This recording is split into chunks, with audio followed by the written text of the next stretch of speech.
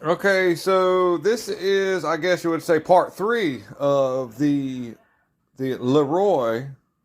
It's LE capital ROI workhorse power head unit, twin cylinder, inline, air, so water cooled engine. Oh, this thing here. So we if you watched part one of the video, or part one was me getting it off the truck, loaded in with my old vintage Belarus, like Ukrainian tractor before Ukraine was weird.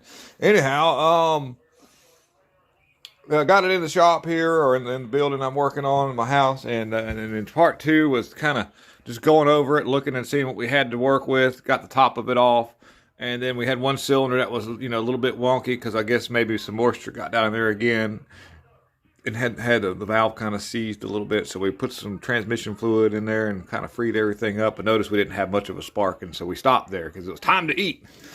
Now we're following up with getting some spark here. I've already taken the liberty of pulling the little cap off, I guess you'd call it, but it's got the Magneto behind it, and it doesn't have an external coil. It's all built in this one unit here. It uses the magic of permanent magnets and moving electrons, and so tucked away in the corner over here are a set of points that are real easy to get to, as you can see. I don't have any help here today, so I can't turn it and watch this open and close, but right there's where you see the teeth of the gear on the left-hand side. That's where these points open and close. And they're called points because they're contact points. They allow capacitive discharge to take place. The windings up here will build up a voltage into a capacitor. This thing will open up and allow that capacitor to discharge high voltage into the secondary windings of this, and then it gets pushed through the cap and then distributed out. This is your little rotor button that spins with the thing. I can sort of do a real. Well, it's gonna be. I got all the plugs, and I gotta see if I can get this in there. Let's see here. I'm doing this with one hand, but you can see everything turn. So what I'm going to do is clean the contacts where they meet, where I've shown you in there, and then we'll mark the plug wires with the spark with a marker, so we don't get them mixed up. We don't want to do that. But I can't. Maybe I'll get my daughter out here to look and see if she sees an arc, or I might just have to put the cap back on. I don't know. We'll figure this out. But we're going to get spark. And if we get spark, then all we're going to need now is some good fuel metering to happen. And this thing was running. A friend of mine said a month or two, maybe. In his, he says a month or two, but you know how time flies. It's been a while. And we'll see if we can't get this thing to go put. All right, guys, here we go. Okay, here we go. Get down in here. Get down the fiddle, and you get it down the bow. That's checking the oil in this thing here. I believe I've got it filled up. The oil doesn't look too bad. It's not real thin. And like I say, we do things on a shoestring budget if we can. But now I'm going to get in here with my putting these things to actual real use this time. All right. I'm hoping I can get, maybe I need to be like this. Then I'll take my old Magneto and see if I can't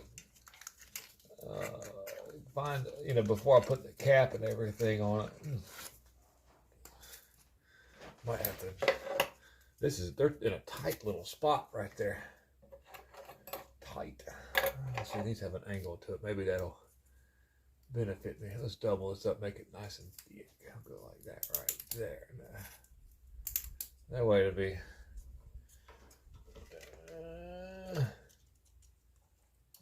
Getting there. I'm gonna need my light so I can't see these things at all. Really tight. Let's see here. They could have been nice if they were on the other side. A lot of these Magnetos were designed to work on a lot of different motors, so they didn't take in consideration what it would take to get to. Like I said, I could take these out, but then I'd have to readjust everything.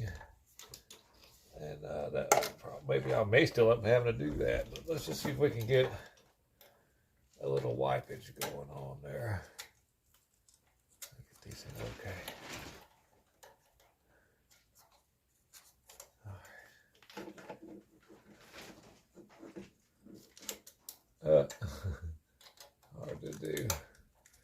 In a perfect world, I could get a long runner and pull it through, you know. All right, let's see. I believe I've got something going on. I think I've got it in there.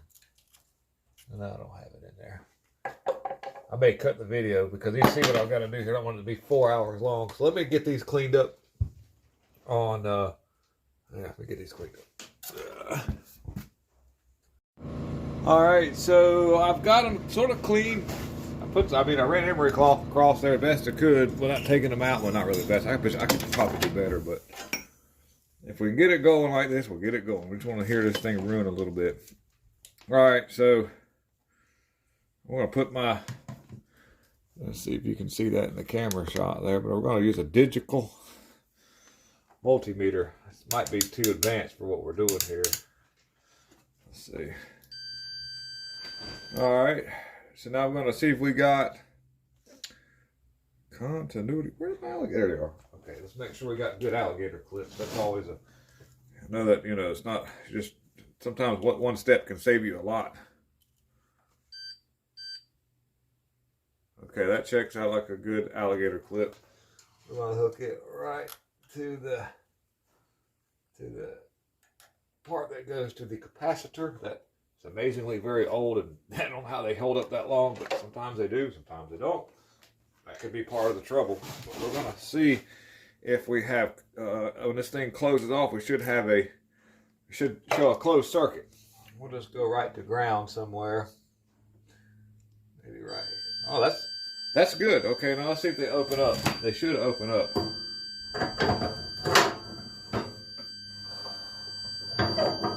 Let's see. At some point they should open up. I may have it on the wrong side. I might have to put it on the other side. Let's see here.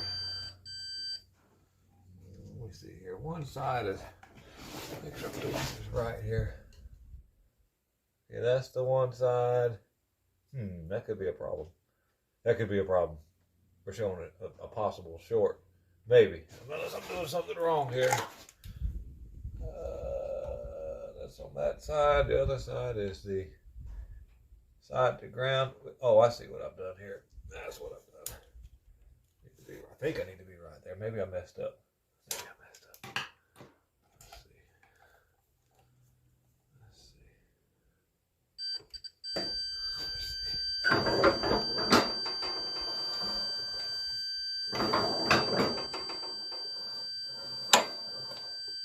Let's see if they don't stay open very long. Sometimes that. Let's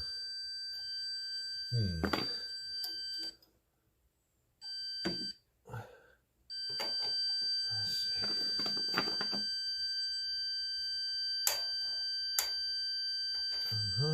Okay, well, I could be reading it through that coil.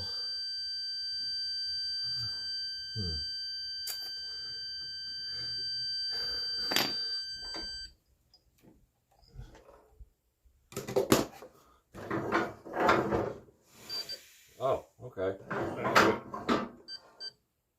Okay, we got something going on here. I think that's right. Yep, it opened up right then. Okay. Let me open them up at the thing here.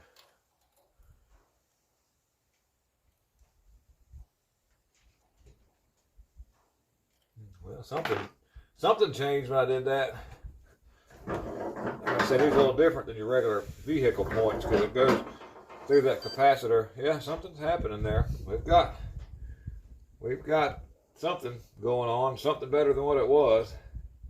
So what we'll do now, we'll pull the plugs out of it so it'll be easy to turn and see if we got any kind of spark. That's our next. We're going to clean this up a little bit too while we, just because we're right here, maybe bring it a little bit closer to the little cap that goes on it. And then we're going to put the cap back on and see what happens. I figure hey, I'll show off my fancy little thing I've got here that I use for working on ham radio contacts on points. This works a little bit better. Puts a nice polish on that right there. I wish I could get that on these points. I can't. So it's just what it is.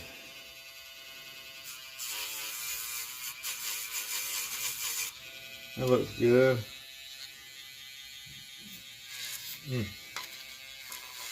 I have a small one of these if need be, and I may just swap over to that and we'll clean that up real good too. I'll swap that out to the new thing. We'll get that all cleaned up and on first. And surprisingly, the gasket on the around this was in good shape. I got a long screw and a short screw and a missing screw. So the missing screw, of course, was the one that's hard to get to over there in the corner. So somebody already did me the favor in losing that. Let's see here. We'll get this all the. Maybe we'll get some spark and then we'll put a little fuel to it. I hope so. We'll see what happens. All right, get that in there.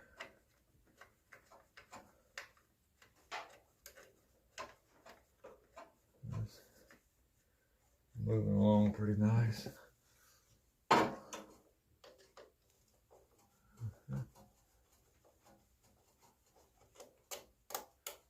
You don't have to be.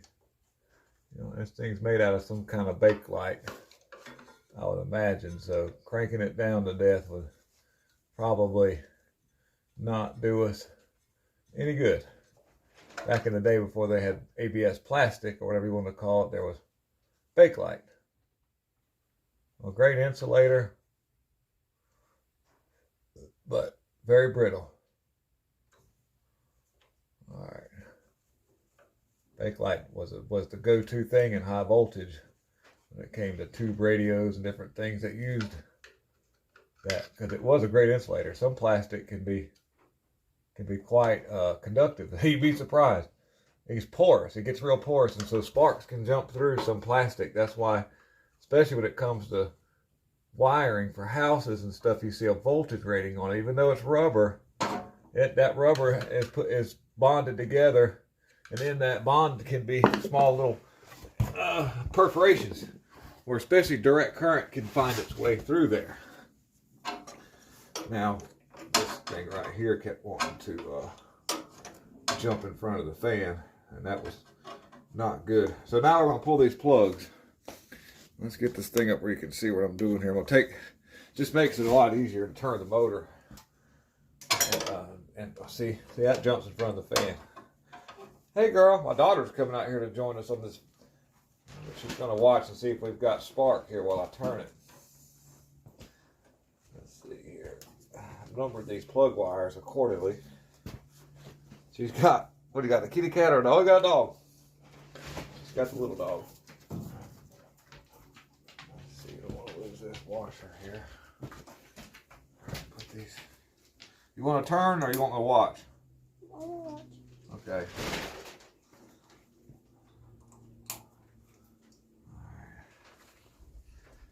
Tell me if you see any spark on those two spark plugs there. You have to get kind of close, but don't stand right in front of the camera. But right here, CVC spark right here. Mm-hmm. Oh, really? Oh, yeah. That one plug looks a little bit dead, though. Let's see. Oh, yeah. Let's see, let's get that in camera shot. We worked hard for that. Look at that right there. Here, you video, because I'm shaking this to death. All right, you got it? Let's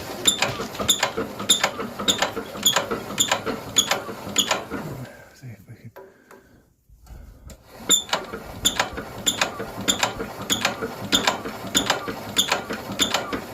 That's good. Okay. Yep. So we've got a little makeshift fuel system set up here. I poured just a little bit of gas, just enough for it to run in my fuel connector here, adapter I made. This choke doesn't work, it's seized up. So I sprayed it with some good old-fashioned Looby Lube, which that's probably not doing any good. But I'm going to pull this little Dumaflachi down here and see if any fuel runs out, and then see what it looks like. Well, before I got to do that, I can see what it looks like. We've got drippage, a little bit of drippage there, so probably got a stuck needle valve. Well, I gave it the old-fashioned real light taparoo, and it kind of stopped. I don't know. We're going to see what I don't have much fuel in that tank pushing down on it, but we'll still drain the bowl to see what comes out of it. That way, if there's any trash, it'll maybe drain down, and we'll drain it into this container here so it doesn't get all over our wood and start a fire. So I got the fuel tank, of course, hooked up. I put the hood back on this thing, and a little stupid little, it's not stupid, I shouldn't call it stupid. The little muffler thing that they put on there, a little mushroom. And did that because I've got to have this rod hooked up to the governor so that the motor will know where to throttle itself. And I'm going to put it kind of where it's been, look like it's been ran. Hopefully that's where it needs to be. And I didn't have any fasteners, so I found some bolts and nuts and refastened everything back together. So let's see. And right now I've got fuel in the tank that hasn't ran completely out. There's some in the, like, where it flooded a little bit, so maybe we won't need to choke. And well, I don't have any coolant in it yet because I don't know what's going to happen if I pour coolant in it. The radiator might just dump it everywhere. We'll see. So first, let's just see if it hits and runs. You're supposed to bite it out. Yeah, okay. Let's see how bad I hurt my back doing this. Already. Fix my hair.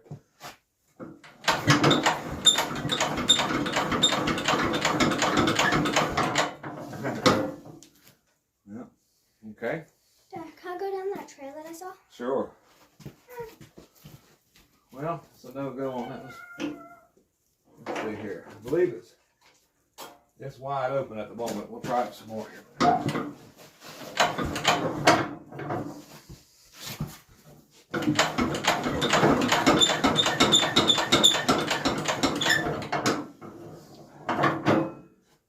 Well, okay. Don't go yet. I'm pretty sure we still have spark. Let's try the old school method here. I don't have any, I've got some brake cleaner. Sometimes I spray a little bit in there. Sometimes that's a little bit more flammable.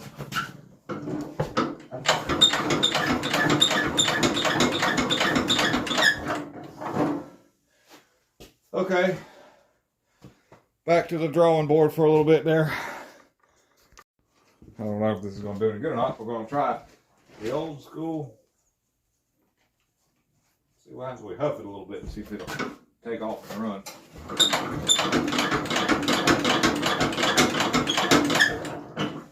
not fuel.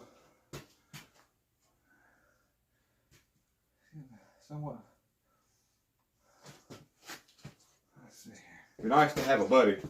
You have a buddy to turn while I do the hand. There's no way I can do both of these. Ouch. Ooh, that coil's hot. Got my finger. It's getting fuel. You see that?